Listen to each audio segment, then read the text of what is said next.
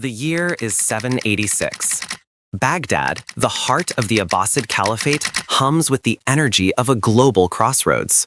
Dust from the Silk Road powders the air, mingling with the scent of cardamom and ink. Inside the Palace of the Golden Gate, away from the clamor of the markets, Caliph Harun al-Rashid sits not on his throne, but at a low, intricately carved table.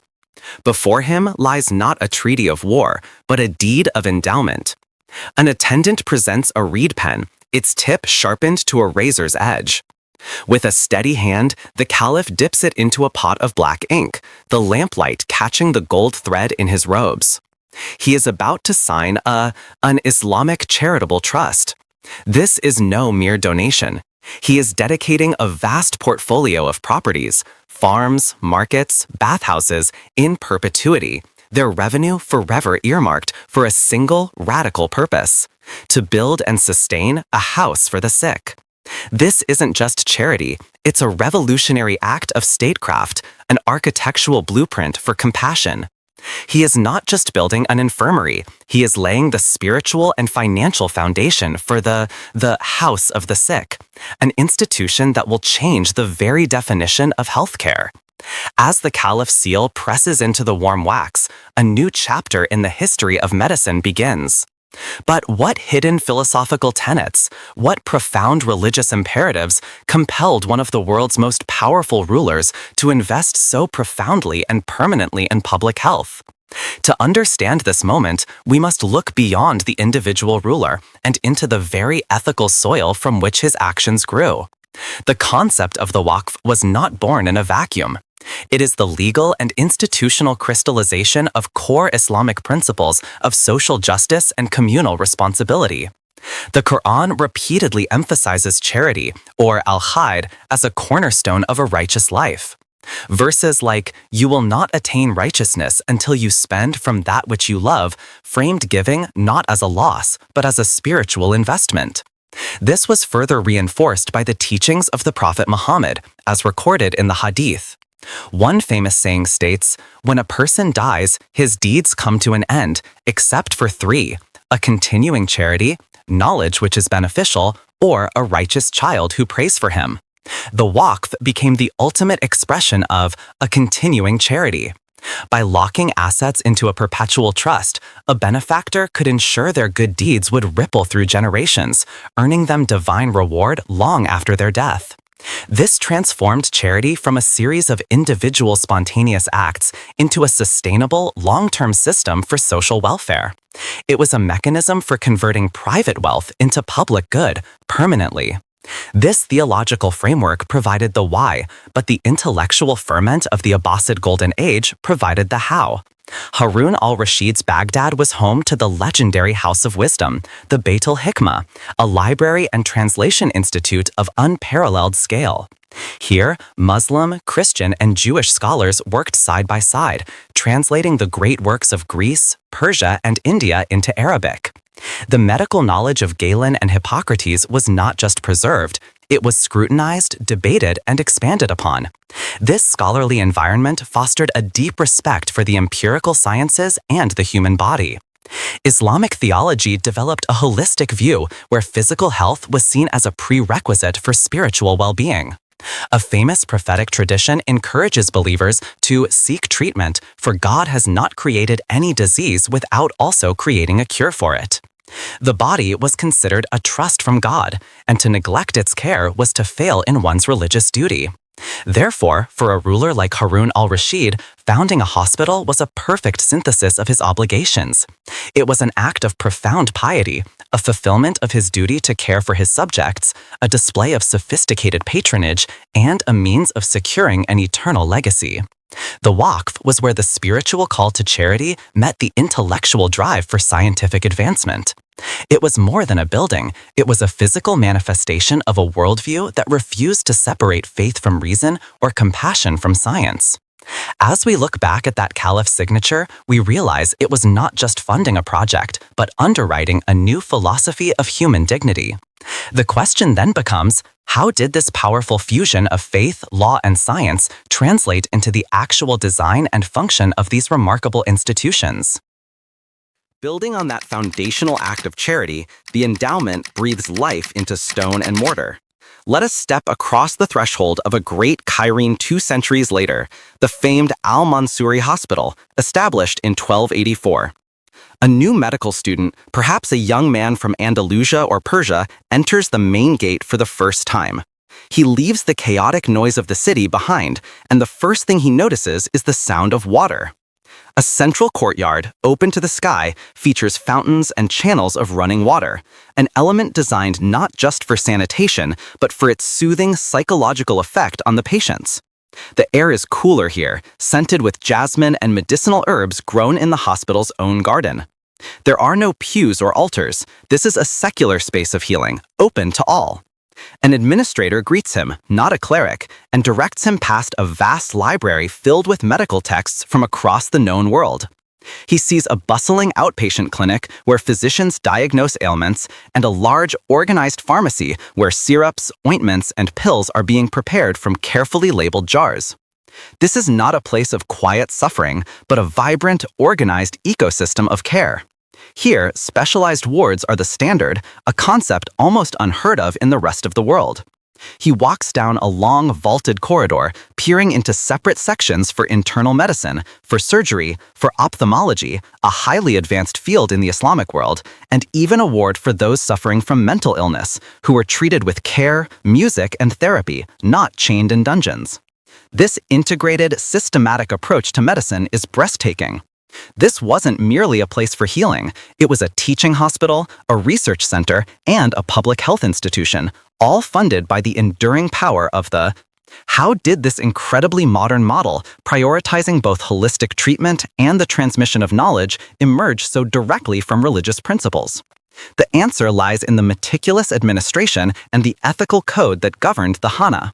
The institution was run by a director, or mudabbir, typically a non-medical administrator who managed the funds, ensuring financial probity and the long-term sustainability of the hospital. The medical staff was led by a chief physician, and beneath him was a hierarchy of doctors, surgeons, pharmacists, and orderlies. According to historical sources like the 12th century traveler Benjamin of Tudela, who visited Baghdad, these institutions were vast and well-staffed, caring for thousands. Patient care was remarkably sophisticated. Upon admission, a patient's clothes and valuables were stored for safekeeping, and they were given clean hospital garments. Each patient was assigned their own bed with fresh linens. Medical records, as described by physicians like Al-Razi, were meticulously kept, tracking symptoms, treatments, and outcomes. This created a repository of clinical data that fueled medical research and education. Al-Razi himself, when choosing a location for a new hospital in Baghdad, famously hung pieces of fresh meat in various neighborhoods, selecting the spot where the meat decomposed the slowest as the most hygienic. This is the scientific method in action, centuries before it was formalized in Europe. Furthermore, the Hana was a center of learning. Medical students didn't just read texts, they learned through an apprenticeship model, following senior physicians on their rounds, observing diagnoses, and discussing cases.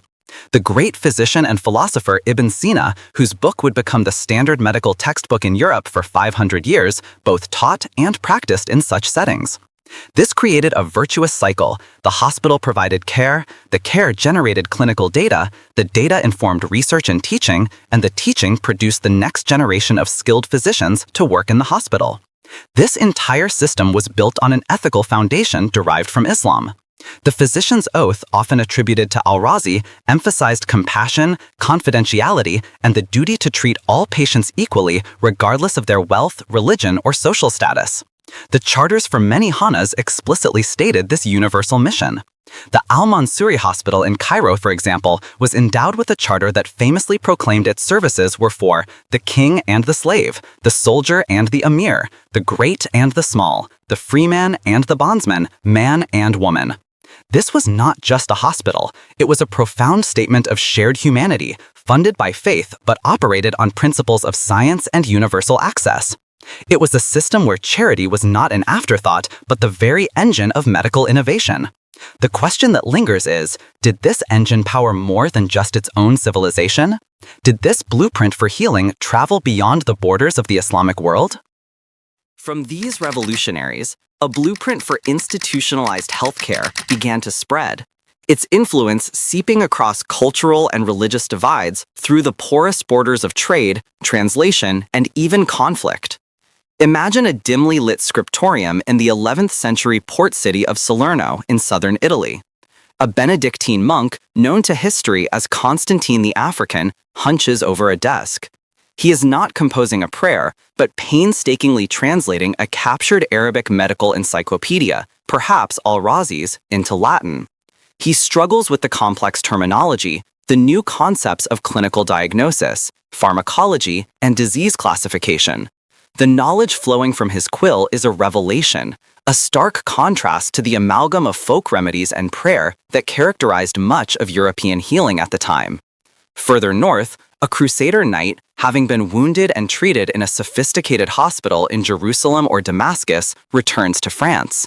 He brings back not just scars, but stories, tales of organized wards, skilled surgeons, and a level of care he had never imagined.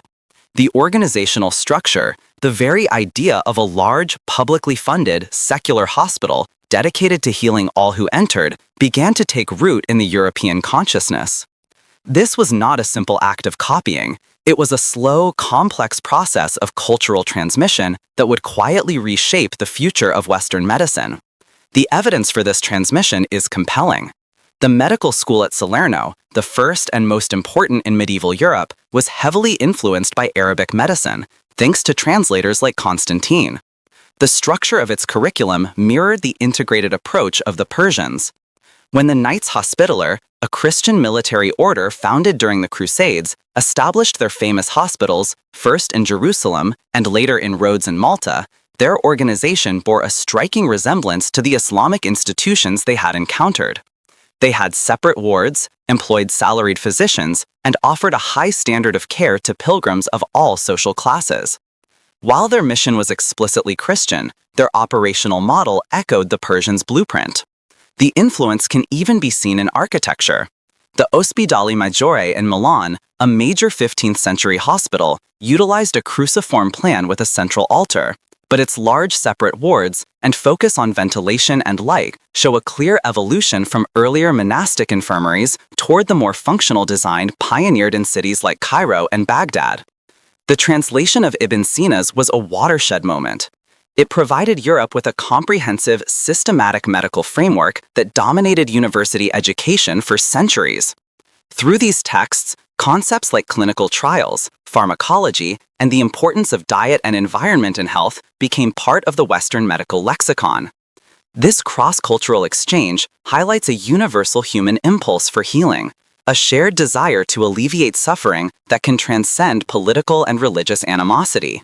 It demonstrates that knowledge, once created, rarely stays contained. However, it also raises critical questions about how we remember history. The narrative of Western scientific progress has often edited out these crucial contributions, creating a story that leaps from the Greeks to the Renaissance with little in between. Recognizing the role of the Persians is not about diminishing the achievements of later European medicine, but about painting a more accurate, more interconnected picture of our shared global heritage. It forces us to ask what was lost in translation. While the structural and scientific knowledge was transferred, the foundational ethos, the system of perpetual, non-profit, universal care, was not. European hospitals remained largely church-run or were private charitable endeavors, but they rarely achieved the scale and systemic, state-supported universality of their Islamic predecessors. This leads to a final, vital question for our own time. In our modern, often fragmented and highly commercialized healthcare systems, where access can be dictated by wealth and insurance policies, can we rediscover the holistic, charitable ethos that once defined these ancient institutions? The lost blueprint of the Persians challenges us to consider whether the most profound healing comes not just from scientific advancement, but from a deep-seated communal commitment to the dignity and well-being of every single person.